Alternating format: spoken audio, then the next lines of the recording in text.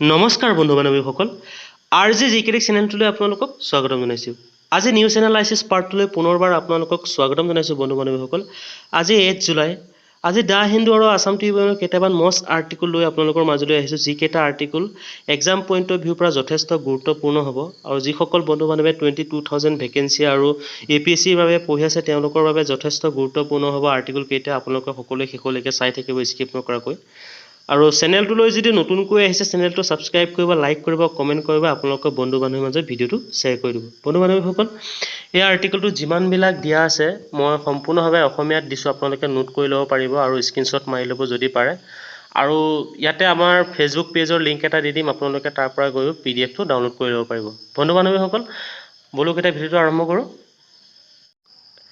আজি the Hindu news পেপাৰৰ এটাই আৰ্টিকল লৈছোঁ, সেই আৰ্টিকলটো হৈছে এডিটৰিয়েল পেজৰ পৰা লৈছোঁ। যথেষ্ট গুৰুত্বপূৰ্ণ বুলি ভাবিলোঁ আৰ্টিকলটোত কৈছে বন্ধু বান্ধৱীসকল, ৰিচেণ্টলি আমাৰ নৰেন্দ্ৰ মোদী ডাঙৰীয়া USA গৈছিলে। USAত গৈ তেওঁ কি কৰিছিলে, কি কৰা নাই আপোনালোকে সকলোৱে গম পায় যে USA লগত আমাৰ ক্ল'জটো বেছি হৈছে নেকি, নে আমাৰ বেছি হোৱাৰ ফলত আমাৰ কিবা অসুবিধা হ'ব পাৰে নেকি, সেই সম্পূৰ্ণ তথ্য এই আৰ্টিকলটোতে দিয়া হ'ব, আপোনালোকে চাই থাকিব। আৰু নেক্সট ইয়াতে আছাম ট্ৰিবিউনৰ পৰা যথেষ্ট গুৰুত্বপূৰ্ণ দুটা আৰ্টিকল লৈছোঁ আৰু ইয়াৰে এটা হৈছে উজ্জ্বলা স্কিম, সকলোৱে গম পায় যথেষ্ট গুৰুত্বপূৰ্ণ হয় এই স্কিম ৰিলেটেড আৰ্টিকলবিলাক। আৰু ছেকেণ্ডতে দিয়া আছে আপোনালোকৰ মণিপুৰৰ যিটো প্ৰেচিডেণ্ট ডিমাণ্ড কৰিছে, প্ৰেচিডেণ্ট ৰোলৰ ডিমাণ্ড কৰিছে, আপোনালোকে সকলোৱে গম পায় যথেষ্ট গুৰুত্বপূৰ্ণ আৰ্টিকল হয়। আৰু মণিপুৰৰ বিষয়ে মই বহুতবাৰ আলোচনাও কৰিছোঁ। আৰু প্ৰথমে আমি আলোচনা কৰিম আজি দ্য হিন্দু নিউজ পেপাৰৰ প্ৰথম আৰ্টিকলটো আলোচনা কৰিম, ইয়াতে চাই থাকিব। ব'লক এতিয়া আজি দ্য হিন্দু নিউজ পেপাৰৰ যিটো এডিটৰিয়েল পেজৰ পৰা আৰ্টিকল লৈছোঁ, সেই আৰ্টিকলটো সম্পূৰ্ণভাৱে আপোনালোকে মেইনছত কেনেকৈ আনচাৰ ৰাইটিং কৰিব তাৰ ওপৰতে নিৰ্ভৰ কৰি মই নোটটো বনাই দিছোঁ। আপোনালোকে নোট কৰি ল'ব পাৰিব, নহ'লে স্ক্ৰীনশ্বট মাৰি ল'ব, আপোনালোকক যদি প্ৰয়োজন হয় আপোনালোকে নোট কৰি ল'ব বুলি আশা ৰাখিলোঁ। বন্ধু যে নৰেন্দ্ৰ মোদী ডাঙৰীয়া ৰিচেণ্টলি ক'লৈ গৈছিলে, USA লৈ গৈছিলে। আৰু USAত গৈ তেওঁ কি কৰিলে আপোনালোকে সকলোৱে চাগে জানে, আৰু কাৰ লগত মিটিং কৰিলে, কিহৰ বিষয়ে মিটিং কৰিলে আপোনালোকে সকলোৱে জানে। আৰু এটা কথা মনত ৰাখিব, তেওঁ USA লৈ যাওঁতেনে তেওঁ UNত গৈ ক'ত তেওঁ যোগাসন কৰিছিলে আপোনালোকে মনত ৰাখিব। তেওঁ যোগ দিৱসৰ দিনাখনেই গৈছিলে, মনত ৰাখিব। আৰু যোগ দিৱসৰ থিমটো কি আছিলে সেইটোও মনত ৰাখিব, যথেষ্ট গুৰুত্বপূৰ্ণ হয় প্ৰিলিমছেই হওক বা যিকোনো গভৰ্ণমেণ্ট এক্সামৰ কাৰণে। বন্ধু বান্ধৱীসকল, আৰ্টিকলটোত এইটোৱে ক'ব বিচাৰিছে যে USA লগত বৰ্তমান ভাৰতবৰ্ষৰ ৰিলেশ্যন বহুতো উন্নতিৰ দিশে আগবাঢ়িছে আৰু বৰ্তমান আহি থকা সময়বোৰো ভালৰ দিশে আগবাঢ়িছে, সকলোৱে গম পায়। কিয়নো চাইনাৰ ফালৰ পৰা চাবলৈ গ'লেতো বহুত উন্নতিৰ দিশে আগবাঢ়িছে বুলি ক'ব পাৰি।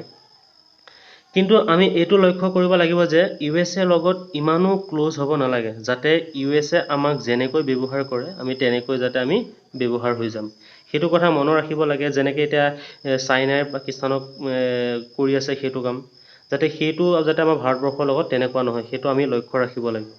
আৰু ইয়াতে আৰু এটা কথা কৈছে যে আমি এনেকুৱাকৈ আমি ক্ল'জ হ'ব নালাগে যাতে আমি যি কৰিম সেইটো আমাৰ নিজৰ মতেই কৰিম, আমাৰ নিজৰ পাৱাৰ মতেই আমি কৰিম, যে আমি যিটো কৰিম সেইটো USA হয় বা নহয় সেইটো তেওঁলোকে কয়।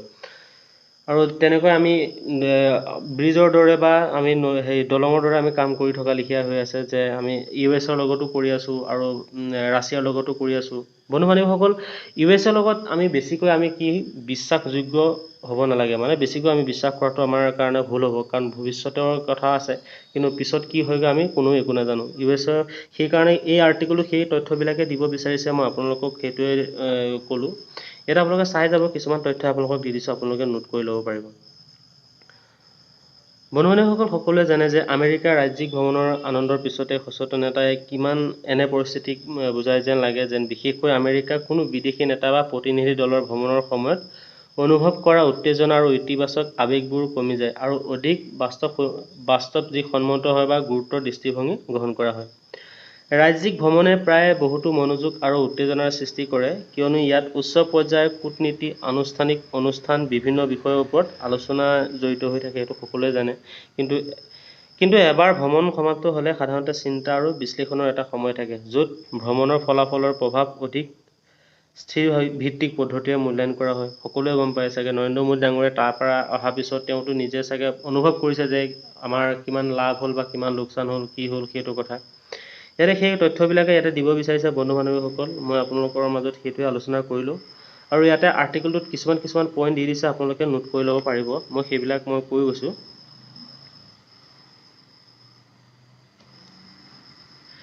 ইয়াতে মই প্ৰথমতে দিছোঁ যে সন্দৰ্ভ বুলি দিছোঁ, তেওঁ কিহৰ ওপৰত লিখিছে সেইটোৰ ওপৰত দিছোঁ যে জুন মাহত প্ৰধানমন্ত্ৰী নৰেন্দ্ৰ মোদীয়ে আমেৰিকা ভ্ৰমণৰ পৰা উদ্ভৱ হোৱা আনন্দ এতিয়াও কমি যোৱা নাই, হয়নে? অতীততে আমেৰিকা ভাৰত সম্পৰ্ক দীঘলীয়া স্মৃতি থকাসকলে সেয়েহে ভাবিবলৈ বাকী আছে যে এইখন এখন আমেৰিকাই নেকি যিয়ে অতীতৰ গুৰুত্বপূৰ্ণ মুহূৰ্তত ভাৰতক নিৰাশ কৰিছিল।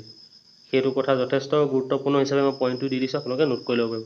তাৰপৰা মই পৃষ্ঠভূমি হিচাপে ইয়াতে দিছোঁ, আপোনালোকে চাব পাৰিব। ইয়াতে সন্দৰ্ভত প্ৰথমতে দিলোঁ, তাৰপিছত মই পৃষ্ঠভূমি বুলি দিলোঁ, তাৰপৰা নোট কৰি ল'ব পাৰিব যিমানবিলাক পইণ্ট আছে।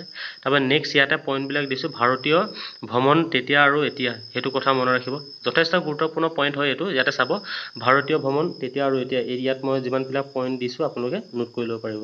ইয়াতে দিছে চাব অসামৰিক বা পাৰমাণৱিক চুক্তিয়ে এক পৰিৱৰ্তন সাধন কৰিলে, সেইটো নোট কৰি ল'ব। তাৰপৰা নেক্সট ইয়াতে দিছে সাৱধান হোৱা ইতিহাসলৈ চাই। একচুৱেলি আমাৰ এনেও সাৱধান হ'ব লাগিব, সেইবিলাক মই ইয়াতে দি দিছোঁ পইণ্টবিলাক, আপোনালোকে নোট কৰি ল'ব পাৰিব। ইয়াতে আৰু এটা পইণ্ট দিয়া আছে, আপোনালোকে চাব পাৰিব আমি কেনেকৈ আগবাঢ়ি যাব লাগিব, সেইটো দিয়া আছে। সেইবিলাক যথেষ্ট গুৰুত্বপূৰ্ণ পইণ্টবিলাক আপোনালোকে ইয়াতে দি দিছোঁ, আপোনালোকে নোট কৰি ল'ব পাৰিব বন্ধু বান্ধৱীসকল। প্ৰথমতে ইয়াতে পৃষ্ঠভূমি দুটামান লাইন পঢ়ি দিছোঁ। বিশেষকৈ দুজন আমেৰিকাৰ ৰাষ্ট্ৰপতি 1963 চনৰ লিণ্ডন বি জনছন আৰু 1971 চনৰ ৰিচাৰ্ড নিক্সনক এই ক্ষেত্ৰত কুখ্যাত ভূমিকা গ্ৰহণ কৰাৰ বাবে এতিয়াও স্মৰণীয়। 1962 চনত সকলোৱে গম পায় ন, 1962 চনত যেতিয়া আমাৰ চীনৰ সৈতে যুদ্ধ হৈছিলে, বা 1971 চনত যেতিয়া আমাৰ পাকিস্তানৰ সৈতে যুদ্ধ হৈছিলে, তেতিয়া কিন্তু আমাৰ লগত হাত ধৰিছিলে ৰাছিয়াহে। সেইটো কথা সকলোৱে মনত ৰাখিব লাগিব, যথেষ্ট গুৰুত্বপূৰ্ণ হয়।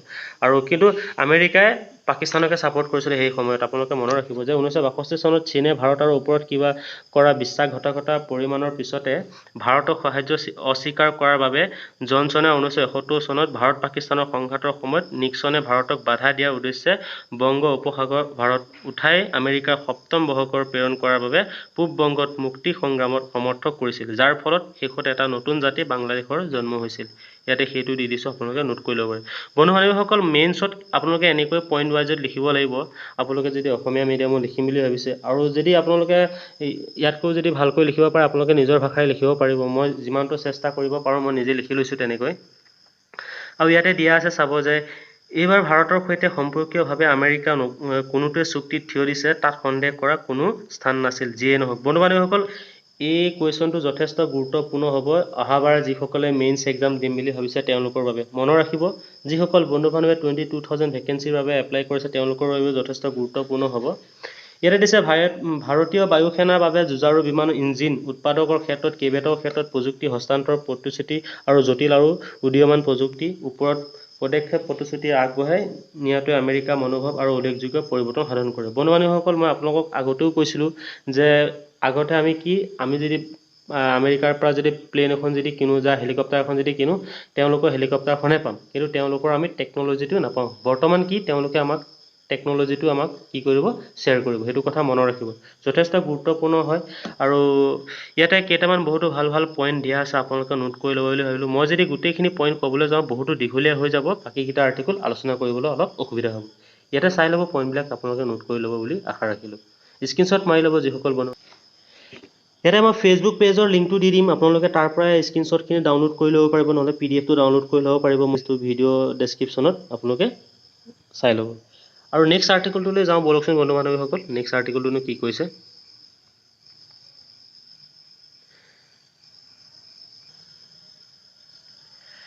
আজি দ্য আছাম ট্ৰিবিউনৰ প্ৰথমটো আৰ্টিকল হয় উজ্জ্বলা স্কিমৰ ওপৰত আহিছে। যথেষ্ট গুৰুত্বপূৰ্ণ আৰ্টিকল হয়, সকলো বন্ধু বান্ধৱীয়ে গম পায় এই আৰ্টিকলটো। এই আৰ্টিকলটো যিমানবিলাক পইণ্ট আপোনালোকক লাগিব মই নোট দি দিছোঁ, আপোনালোকে স্ক্ৰীনশ্বট মাৰি ল'ব। যথেষ্ট গুৰুত্বপূৰ্ণ হিচাপে যিমানবিলাক পইণ্ট আছে অসমীয়াত মই সুন্দৰভাৱে দিয়া আছে, আপোনালোকে নোট কৰি ল'ব পাৰিব।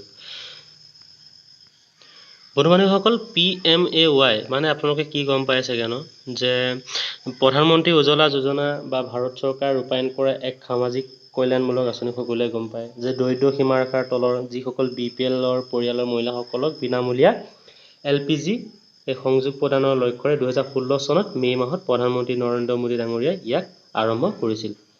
সেইবিলাকে ইয়াতে দিয়া আছে, আপোনালোকে চাব পাৰিব যে PMAY প্ৰধান উদ্দেশ্য হৈছে পৰিষ্কাৰ ৰন্ধন ইন্ধনৰ প্ৰসাৰ পৰম্পৰাগত ইন্ধন ব্যৱহাৰ কৰি ঘৰৰ ভিতৰত ৰন্ধা বঢ়াৰ লগতে জড়িত স্বাস্থ্যজনিত বিপদ হ্ৰাস কৰা আৰু মহিলাসকলক তেওঁলোকৰ স্বাস্থ্য আৰু সময় ব্যৱস্থাপনা উন্নতি কৰি সবলীকৰণ কৰা সেইটোৱে পইণ্ট দিয়া আছে ইয়াতে আৰু এই আঁচনিৰ লক্ষ্য হৈছে খৰি গৰুৰ গোবৰ কয়লাৰ দৰে অপৰিষ্কাৰ ৰন্ধনৰ ইন্ধনৰ ঠাইত LPG ব্যৱহাৰ কৰা আৰু PMAY অধীনত BPL পৰিয়ালৰ যোগ্য মহিলাসকলক জামাবিহীন LPG সংযোগৰ লগতে গেছ ষ্টভ নলী আৰু নিয়ন্ত্ৰণক প্ৰদান কৰা হয় LPG সংযোগৰ আগতীয়া খৰচৰ বাবে চৰকাৰে আৰ্থিক সাহায্য প্ৰদান কৰে য'ত নিৰাপত্তা জামা ধন আৰু গেছ চিলিণ্ডাৰ আৰু নিয়ন্ত্ৰণ খৰচো অন্তৰ্ভুক্ত কৰে বন্ধু বান্ধৱীসকল যথেষ্ট গুৰুত্বপূৰ্ণ কিছুমান পইণ্ট দিয়া আছে আপোনালোকে ইয়াতে নোট কৰি ল'ব মই দি দিছোঁ ইয়াতে আৰু ইয়াতে দিছে গেছ ষ্টভ অন্যান্য আনুষংগিক সামগ্ৰী খৰচৰ বাবে হিতাধিকাৰীসকলৰ সহায় কৰিবলৈ PMAY EMI সুবিধাও আগবঢ়োৱা হয় LPG ৰিলিফৰ ৰাজসাহায্য প্ৰত্যক্ষ বেনিফিট ট্ৰান্সফাৰ ব্যৱস্থাৰ জৰিয়তে হিতাধিকাৰী বেংক একাউণ্টলৈ পোনপটীয়াকৈ হস্তান্তৰ হ'ব ইয়াতে দিয়া আছে চাই ল'ব এই আঁচনিখনে লাখ লাখ পৰিয়ালৰ যোৱাত সফল হৈছে আৰু ইয়াৰ দ্বাৰা গ্ৰাম্য আৰু অৰ্থনৈতিকভাৱে বঞ্চিত অঞ্চলৰ মহিলাসকলৰ জীৱনত যথেষ্ট উন্নতি সাধন কৰিছে ই কেৱল ঘৰৰ ভিতৰৰ বায়ু প্ৰদূষণ আৰু ইয়াৰ লগতে জড়িত স্বাস্থ্যজনিত বিপদ হ্ৰাস কৰাই নহয় খৰি সংগ্ৰহ আৰু পৰম্পৰাগত ৰন্ধন গেছৰ প্ৰস্তুত কৰাত মহিলাসকলৰ সময় আৰু কষ্ট ৰাহি কৰিছে বন্ধু বান্ধৱীসকল সকলোৱে গম পায় যে গছ গছনি কটাৰ ফলত খৰি কটাৰ ফলত আমাৰ কিমান অসুবিধা হৈছে বৰ্তমান গ্লোবেল ৱাৰ্মিঙৰ কথা সকলোৱে গম পায় যে কিমান প্ৰদূষণ হৈছে গছ গছনি কটাৰ ফলত সেইবিলাক ওপৰত লক্ষ্য ৰাখি বহুতো ইয়াতে পইণ্টবিলাক কিছুমান দিয়া আছে আপোনালোকে নোট কৰি ল'ব যে গছ গছনি নকটাৰ ফলত আমাৰ এতিয়া নাকাটিলে আমাৰ বহুতো সুবিধা হ'ব হয়নে আৰু সেইটোৰ ওপৰতে ডিপেণ্ড কৰি ইয়াতে দিয়া আছে বস্তুবিলাক পইণ্টবিলাক আপোনালোকে চাব যে LPG কিয় ব্যৱহাৰ কৰা হ'ল ইয়াতে সম্পূৰ্ণ তথ্য দিছোঁ আপোনালোকে নোট কৰি ল'ব এই আৰ্টিকেলটো ইমানে আছিলে আপোনাৰ আসাম ট্ৰিবিউনৰ প্ৰথমটো আৰ্টিকেল আৰু দ্বিতীয়টো আৰ্টিকেললৈ যাওঁ বলকচোন যথেষ্ট গুৰুত্বপূৰ্ণ আৰ্টিকেল হয় দ্বিতীয়টো আৰ্টিকেল ইয়াতে দিয়া আছে দ্বিতীয়টো আৰ্টিকেল আলোচনা কৰিম আজি দ্য আসাম ট্ৰিবিউনৰ দ্বিতীয়টো article demand for president's rule in Manipur যথেষ্ট গুৰুত্বপূৰ্ণ হয় আৰ্টিকেলটো সকলোৱে গম পায় বন্ধু বান্ধৱীসকলে এই প্ৰেচিডেণ্ট ৰুলনো কি হয় সকলোৱে চাগে এই আৰ্টিকেলটোৰ ভিতৰতে মই যিমানবিলাক পইণ্ট দিছোঁ আপোনালোকে নোট কৰি ল'ব পাৰিব যে ভাৰতীয় ৰাজ্য এখনত ৰাষ্ট্ৰপতি শাসন জাপি দিয়াটো এটা উল্লেখযোগ্য সিদ্ধান্ত যিটো ভাৰতৰ ৰাষ্ট্ৰপতিহে কিছুমান সাংবিধানিক বিধানসভাৰ ভিত্তিতহে তেওঁ ল'ব পাৰে সকলোৱে সেইটো গম পায় যে সাধাৰণতে কি হয় ৰাজ্য এখনত সাংবিধানিক যন্ত্ৰপাতিৰ বিফলতা হওক বা যেনে আইন শৃংখলাৰ বিকলতাৰ বাবে সুস্থিৰ চৰকাৰ গঠন কৰিব নোৱাৰাৰ সময়ত ইয়াক ব্যৱহাৰ কৰা হয় সাধাৰণতে কেন্দ্ৰীয় চৰকাৰে ভালদৰে বিবেচনা কৰিলে কি হয় ৰাজ্যপালৰ পৰামৰ্শ ভিত্তিতহে ৰাষ্ট্ৰপতি শাসন জাপি দিয়াৰ সিদ্ধান্ত লয় সেইটো ইয়াতে দিয়া আছে যিমানবিলাক পইণ্ট আপোনালোকক দিব বিচাৰিছোঁ আৰু নেক্সট আৰ্টিকেলটোত যিমানবিলাক পইণ্ট আপোনালোকে নোট কৰি ল'ব যথেষ্ট গুৰুত্বপূৰ্ণ হ'ব বন্ধু বান্ধৱীসকল ইয়াতে চাই ল'ব যে ভাৰতৰ সংবিধানৰ 356 নম্বৰ অনুচ্ছেদৰ ভাৰতৰ ৰাষ্ট্ৰপতিক ৰাজ্য চৰকাৰৰ পৰা নিলম্বন কৰা আৰু দেশৰ যিকোনো ৰাজ্যৰ ৰাষ্ট্ৰপতি শাসনক জাপি দিয়াৰ ক্ষমতা প্ৰদান কৰে যদি এয়াই দেখা যায় যে এনে এক পৰিস্থিতিৰ সৃষ্টি হৈছে য'ত সংবিধানৰ বিধান অনুসৰি ৰাজ্য চৰকাৰ নিয়ন্ত্ৰণ কৰিব পৰা নাই অফক'ৰ্ছ এইটোৱে হ'ব ন ৰাজ্য চৰকাৰ নিয়ন্ত্ৰণ কৰিব নোৱাৰিলে আপোনালোকৰ প্ৰেচিডেণ্টলৈ আপোনালোকে সেই প্ৰেচিডেণ্ট ৰুলে এপ্লাই কৰিব ইয়াতে দিছে যে ইয়াক ৰাজ্য জৰুৰীকালীন বা সাংবিধানিক জৰুৰীকালীন অৱস্থা বুলি কোৱা হয় এই নিয়ম জাৰি কৰাৰ পিছত কোনো মন্ত্ৰী পৰিষদ নাথাকিব সেইটো সকলোৱে গম পায় যে ৰাজ্যখনৰ কেন্দ্ৰীয় চৰকাৰে প্ৰত্যক্ষ নিয়ন্ত্ৰণৰ অধীনত থাকিব আৰু ৰাজ্যপালে ভাৰতৰ ৰাষ্ট্ৰপতিক প্ৰতিনিধিত্ব কৰি কাৰ্যক্ৰম নেতৃত্ব অব্যাহত ৰাখিব ইয়াতে সেই পইণ্টবিলাকে মই ইয়াতে দিছোঁ নোট কৰি ল'ব পাৰিব বন্ধু বান্ধৱীসকল সংসদীয় অনুমোদনৰ ম্যাদ যেনেকৈ আপোনালোকৰ ৰাজ্যপালৰ প্ৰতিবেদন প্ৰত্যাহাৰ সেইবিলাক ইয়াতে চব পইণ্টবিলাক আপোনালোকে পাই যাব ৰাষ্ট্ৰপতিয়ে কি আপোনাৰ যেতিয়া সংসদীয় অনুমোদনৰ আৰু ম্যাদ উকলিব তেতিয়া ইয়াতে দিছে যে ৰাষ্ট্ৰপতি শাসনৰ জাপি দিয়া ঘোষণাটো সংসদৰ দুয়োখনৰ সদনে কি হ'ব ইয়াৰ বিষয়টো তাৰিখৰ পৰা 2 মাহৰ ভিতৰত অনুমোদন হ'ব লাগিব আৰু এই অনুমোদনটো দুয়োটা সদনতে সাধাৰণতে সংখ্যাগৰিষ্ঠতাৰ জৰিয়তে হয় অৰ্থাৎ উপস্থিত আৰু ভোটদানৰ সদনৰ সংখ্যাগৰিষ্ঠতা সদস্যৰ জৰিয়তে আৰম্ভণিতে 6 মাহৰ বাবে বৈধ প্ৰথমতে কি হয় 6 মাহৰ বাবে হ'ব তাৰপিছত কি হ'ব লাহে লাহে বাঢ়ি গৈ থাকিব 6 মাহৰ পৰা গৈ আকৌ 3 বছৰ পৰ্যন্তও হ'ব পাৰে তাৰপিছত নেক্সট আকৌ ইয়াতে দিয়া আছে ৰাজ্যপালৰ প্ৰতিবেদনটো হ'ব লাগিব যে অনুচ্ছেদ 356 আৰ্টিকল যিটো আপোনাৰ আছে আমাৰ ৰাষ্ট্ৰপতি ৰাজ্যখনৰ ৰাজ্যপালৰ পৰা প্ৰতিবেদন প্ৰাপ্ত কৰাৰ পিছত অন্য কোনো পৰিস্থিতিৰ সৃষ্টি হোৱাৰ অসন্তুষ্ট হ'লে ৰাষ্ট্ৰপতি শাসন জাৰি কৰা হয়, য'ত সংবিধানৰ বিধান অনুসৰি ৰাজ্য চৰকাৰে নিয়ন্ত্ৰণ কৰিব নোৱাৰে।